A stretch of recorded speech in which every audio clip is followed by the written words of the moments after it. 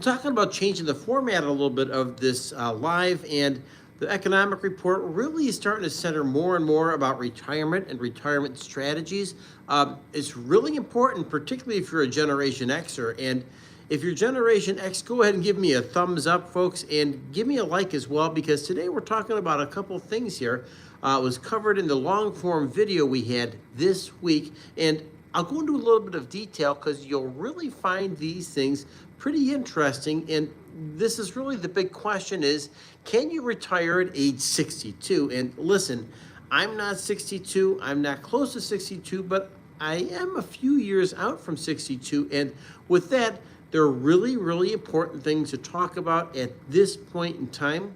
So today, we're talking about maybe 5 roadblocks to having you retire at age 62. And if you're with me once again, give me a like, give me a thumbs up, folks. And if you can, subscribe, because I will continue to provide useful content just like this to viewers just like you. And of course, it tells the YouTube algorithm that people like us find this conversation interesting. So let me go ahead and share a couple of things with you that I think you'll find particularly fascinating about this particular cast.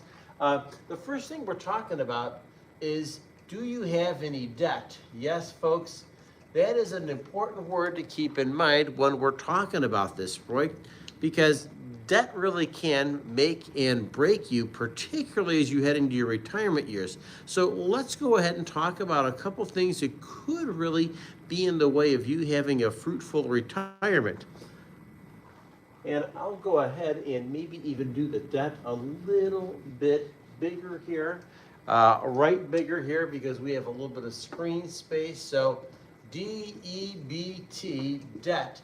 And that's the main theme here that we really do want to talk about. So with that, let's go ahead and talk about some of the different types of debt that are out there that could be hiding right below the surface that can completely sabotage your dream of retiring at age 62. So debt number one,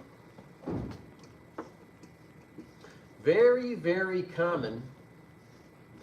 They are called a HELOC, home equity line of credit, and they are all over the place, particularly from the last 5 to 7 years, because people went ahead with those ultra low interest rates, locked in on a HELOC, and of course, they did all kinds of stuff, a new roof, kitchen repairs, maybe financing a vacation, maybe some kind of addition to their house, because money was cheap, right? Money was super cheap. But here's the problem.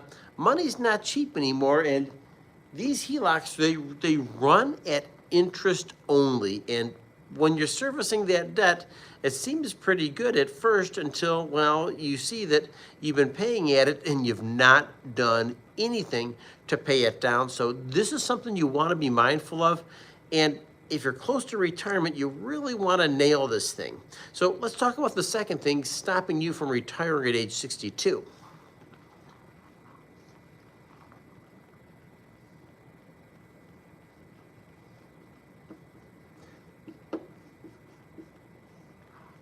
And with that, I'm writing the word medical. The reason why word medical is up there, it's really super important, because all of a sudden you're saying, well, geez, how do I plan on bridging age 62 to 65 when it comes to medical, right? And this is another very, very challenging place that people are. So, my question is, maybe you have a spouse who's still working, you can get on their medical plan if you retire. But the fact is, when you retire, you really do want to enjoy having time, precious quality time together. And most people are entering into retirement right about the same age. So the idea is, how are you going to go ahead and service your medical needs? Because most people can't get on Medicare to about age 65. So I'm throwing this out there to you as well. Let's take a look at the third thing. With this, I would have to say other things, marriages,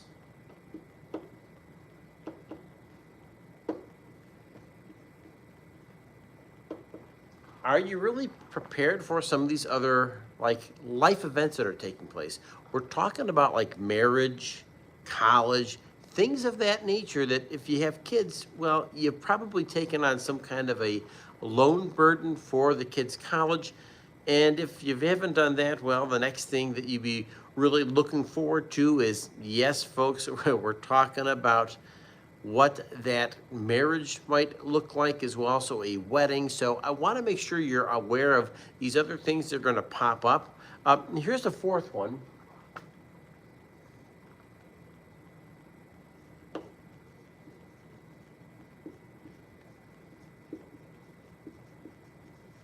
And of course, we're talking about home repairs, and these home repairs are something also you really do need to pay attention to, because once again, a roof, anything like that, really could tend to be super, super expensive. And folks, if you get whacked by something like that, well, goodness sakes, it really could take a bite into your retirement as well. So once again, we've talked about 4 things that really could impede your retirement.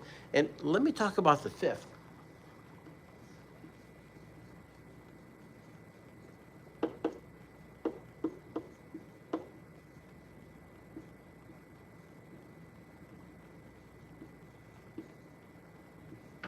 And of course, we're talking about market performance. And the reason why market performance is really a critical one to talk to, well, let's face it, folks, that market performance really does have an impact on retirement, because once again, you usually don't have a significant source of income coming in. If you're even having the conversation of retiring at age 62, you must have some type of exposure to the market. Now, the question is, can you really count on 7, 8, 10, 12% returns per year?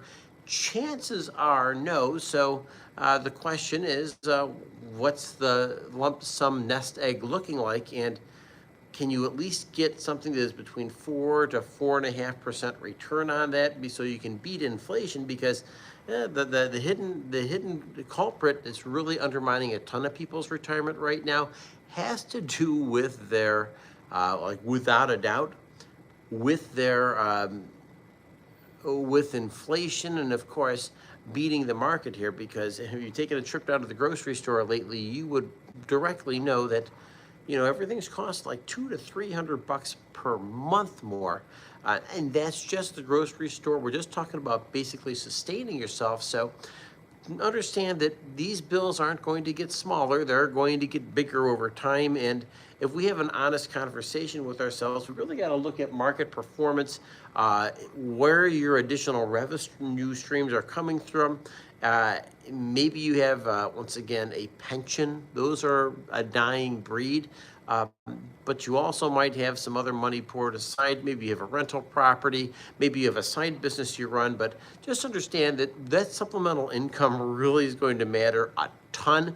And the sooner you realize that these accesses to these types of funds are going to really come in super handy, even when you think everything is taken care of in retirement, and you really hope that everything and every bill's been paid, well, the fact is that things have a way of creeping up on you in retirement, whether it's a medication, whether it's a change in a medical plan, whether it is something that you never saw, an unforeseen circumstance, one of the kids might need help. The fact is that you're in a position to be there and retire. And with that, I gotta tell you that one of the things that we've spoken about quite a bit here, particularly in the long form video, it has a lot to do with when do you cut your kids off financially, and maybe there's a little bit of supplemental stuff you can do, pay for dance lessons of children, etc. But at some point in time, you got to take care of you, and that's a critical thing to take into consideration. So,